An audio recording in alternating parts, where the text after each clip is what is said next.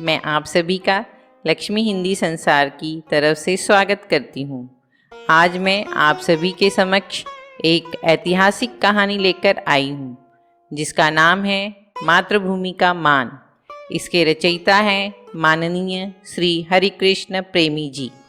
तो चलिए लेखक से परिचित होते हैं। माननीय श्री हरिकृष्ण प्रेमी। श्री हरिकृष्ण प्रेमी का जन्म मध्य प्रदेश के गुना शहर में सन 1908 में हुआ था। इन्होंने अपनी साहित्यिक जीवन की शुरुआत एक पत्रकार के रूप में की। प्रेमी जी एक लोकप्रिय और सफल नाटककार थे। इनके प्रसिद्ध नाटक हैं बंधन, छाया, ममता, पाताल विजय, रक्षाबंधन, शिवा साधना, प्रतिशोध, आहुति, विषपान आदि। प्रेमी जी के एकांकियों में बेड़ियाँ, बादलों के पार, वाणी मंदिर, नया समाज, मातृभूमि का मान, निष्ठुर न्याय आदि इनके नाटक सामाजिक, ऐतिहासिक तथा पौराणिक है। इन्होंने अपनी रचनाओं में मानवीय प्रेम, देशभक्ति, राष्ट्रीयता, वीरता, साहस, पराक्रम जैसे मानवीय मूल्यों को स्थान दिया। सन 1974 में इनका निधन हो गया। जैसे कि आप राजस्थान के नक्शे में देख रहे हैं, बूंदी और चित्तौड़गढ़ दोनों पड़ोसी राज्य हैं। चित्तौड़गढ़ सिसोदिया वंश का था। यह उस काल की कहानी है जब मेवाड़ के शासक सूर्यवंशी महाराणा लाखा हुआ करते थे तथा बूंदी, जहाँ पर हाड़ा वंश का राज्य था, वहाँ के शासक राव हेमू हुआ करते थे। आइए कहानी के पात्रों से परिचित होते हैं। चित्र में जिस तरह से दिखाई दे रहा है, महाराणा लाखा मेवाड़ के शासक थे और राव हेमू बूंदी के शासक थे।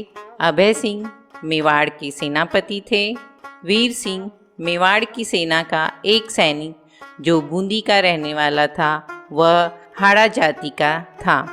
और चारनी जो गीत गाने वाली स्त्री हैं, तथा सिपाही जो वीर सिंह के साथी है और वह वीर और बहादुर है जो नकली बूंदी के लिए लड़ते लड़ते अपने प्राणों की आहुति दे देते हैं।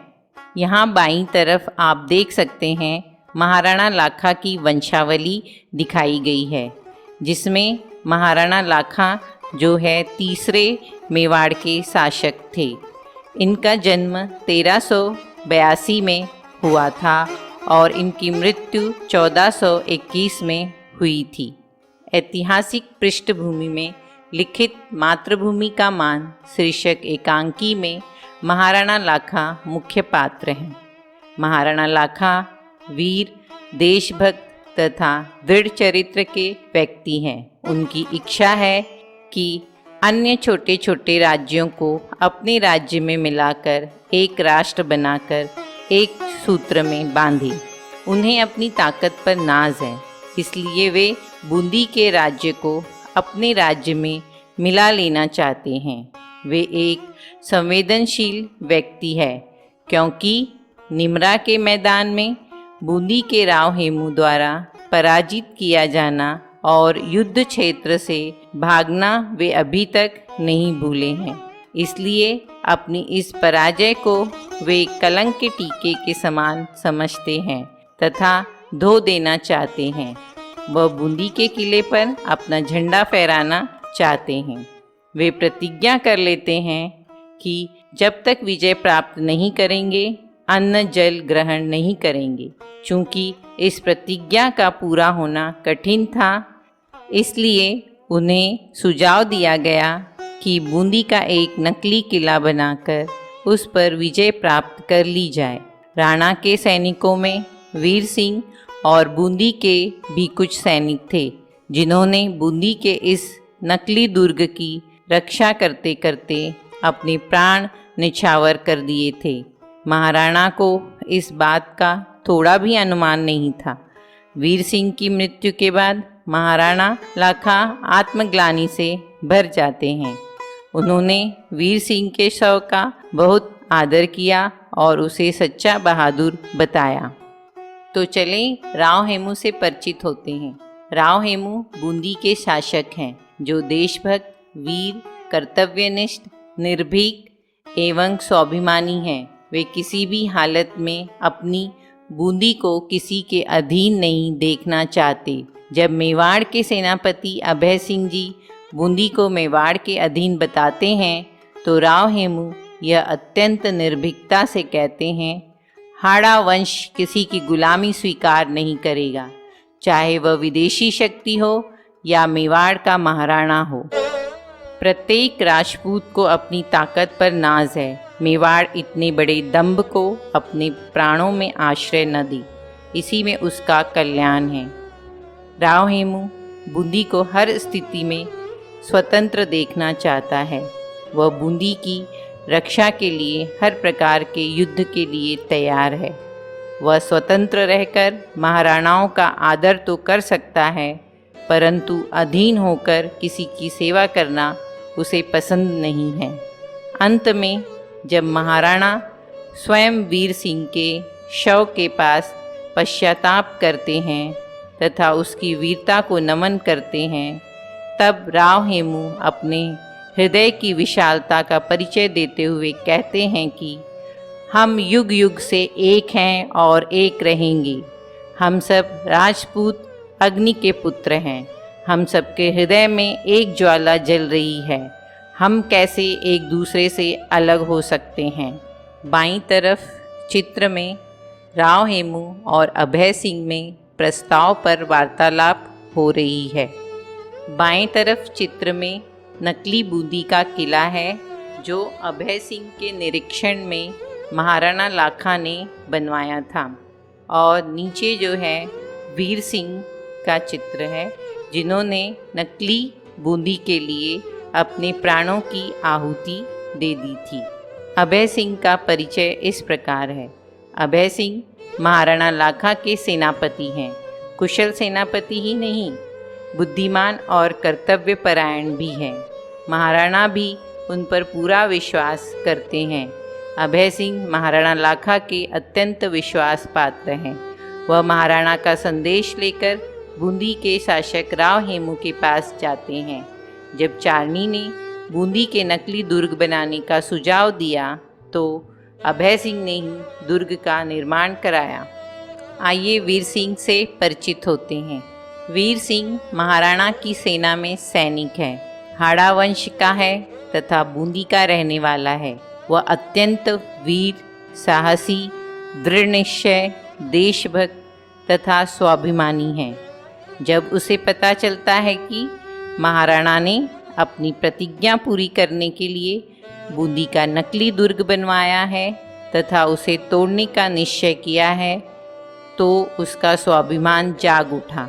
उसने कहा, यह हमारे वंश के मान का मंदिर है, क्या इसे मिट्टी में मिलने देंगे? नकली बूंदी भी प्राणों से अधिक प्रिय है। इस प्रकार बूंदी के नकली दुर्ग की रक्षा करते करते उसने महाराणा लाखा के सैनिकों को नाको चने चबा दिए और अपना बलिदान दे दिया। उसकी मृत्यु होने पर स्वयं महाराणा लाखा भी आत्मग्लानि एवं पश्चाताप से भर गए थे तथा वीर सिंह की वीरता को नमन किया था। एकांकी मातृभूमि का मान का सार इस प्रकार है। प्रस्तुत कहानी मेवाड़ की शान महाराणा लाखा और बूंदी के शासक राव हेमू के बीच की ऐतिहासिक पृष्ठभूमि की कहानी है। प्रस्तुत कहानी में हाड़ा राजपूत वीर सिंह के बलिदान का चित्रण किया गया है। मेवाड़ नरेश महाराणा लाखा ने सेनापति अभय सिंह से बूंदी के राव हेमू के पास यह संदेश भिजवाया कि बूंदी मेवाड़ की अधीनता स्वीकार करे ताकि राजपूतों की असंगठित शक्ति को संगठित करके एक सूत्र में बांधा जा सके। परंतु राव हेमू ने यह कहकर उस प्रस्ताव को ठुकरा दिया कि बूंदी महाराणा का आदर तो करता है पर स्वतंत्र रहना चाहता है। हम शक्ति नहीं, प्रेम का अनुशासन चाहते हैं। राणा लाखा क्रोधित होकर प्रतिज्ञा करते हैं कि जब तक बूंदी के दुर्ग पर सेना सहित प्रवेश नहीं करूँगा, अन्न जल ग्रहण नहीं करूँगा। महाराणा लाखा की प्रतिज्ञा को पूर्ण करने के लिए मेवाड़ में ही बूंदी का नकली किला बनाया जाता है। युद्ध में वास्तविकता तब आती है जब हाड़ा राजपूत वीर सिंह सहित कुछ सैनिक इस नकली दुर्ग की रक्षा करते हैं। वीर सिंह ने इस नकली दुर्ग को भी अपने प्राणों से प्रिय माना तथा बूंदी के इस नकली किले की रक्षा करते करते मेवाड़ की भारी सेना के सामने अपना बलिदान कर दिया। इस बलिदान से एक लाभ अवश्य हुआ कि राजपूतों की एकता का रास्ता साफ हो गया और मेवाड़ तथा बूंदी में घनिष्ठ मित्रता स्थापित हो गई। एकांकी में यह संदेश दिया गया है कि राजपूतों के लिए अपनी मातृभूमि का मान सर्वोपरि होता है। प्रत्येक व्यक्ति का यह कर्तव्य है कि अपनी मातृभूमि की रक्षा के लिए तत्पर रहना चाहिए। तो आइए इसके प्रश्न उत्तर से अवगत होते हैं। प्रश्न 1, एकांकी मातृभूमि का मान के शीर्षक की सार्थकता को स्पष्ट रूप से समझाइए। उत्तर, महाराणा लाखा मेवाड़ के शासक थे। महाराणा लाखा बूंदी के शासक राव हेमू से समझौता कर बूंदी राज्य अपनी मेवाड़ राज्य में मिलाना चाहते थे, पर हाड़ा बूंदी के राजा राव हेमू को गुलामी पसंद नहीं थी। अतः मेवाड़ के राजा क्रोधित होकर एक प्रण कर लेते हैं कि जब तक बूंदी के दुर्ग पर सेना सहित प्रवेश नहीं करूँगा, मैं अन्न जल ग्रहण नहीं करूँगा। लाखा की प्रतिज्ञा को पूर्ण करने के लिए मेवाड़ में ही बूंदी का नकली किला बनाया जाता है। मेवाड़ की सेना के एक सैनिक वीर सिंह, जो बूंदी का रहने वाला था, बूंदी के नकली दुर्ग की रक्षा के लिए अपने प्राणों का बलिदान कर देता है तथा मातृभूमि के मान का आदर्श प्रस्तुत करता है। यह एकांकी हमारी राष्ट्रीय चेतना को जगाती है तथा एक दूसरे के बीच बंधुत्व की भावना को बढ़ावा देती है। इसलिए एकांकी का शीर्षक अत्यंत सार्थक है। प्रश्न 2, मातृभूमि का मान एकांकी का उद्देश्य स्पष्ट करें। उत्तर, मातृभूमि का मान यह एक देश प्रेम से ओतप्रोत अच्छी एकांकी है। इसमें यह दिखाया है कि राजपूत अपनी जन्मभूमि या मातृभूमि के लिए अपने प्राणों का बलिदान देने में तनिक भी संकोच नहीं करते हैं। वे अपनी मातृभूमि या जन्मभूमि को किसी के अधीन नहीं देख सकते। वह उसे हमेशा स्वतंत्र ही देखना चाहते हैं। उसका हमेशा मान और प्रतिष्ठा चाहते हैं। पूरे एकांकी में यह दिखाया गया है कि राजपूतों को अपनी मातृभूमि के प्रति कितनी निष्ठा है। मातृभूमि का मान उन्हें अपने प्राणों से भी अधिक प्रिय है। यह एकांकी हमारी राष्ट्रीय चेतना को जगाती है और सभी को एक सूत्र में बंधकर स्वदेश प्रेम की आत्मा को जीवित रखने का संदेश देती है। यदि मेरी यह प्रस्तुति आपको अच्छी लगी हो तो मेरे चैनल को सब्सक्राइब तथा लाइक करें। अपने मित्रों से व्हाट्सएप ग्रुप पर शेयर करें तथा बेल आइकॉन को क्लिक करें ताकि मेरी अगली प्रस्तुति आपको तुरंत मिले। धन्यवाद।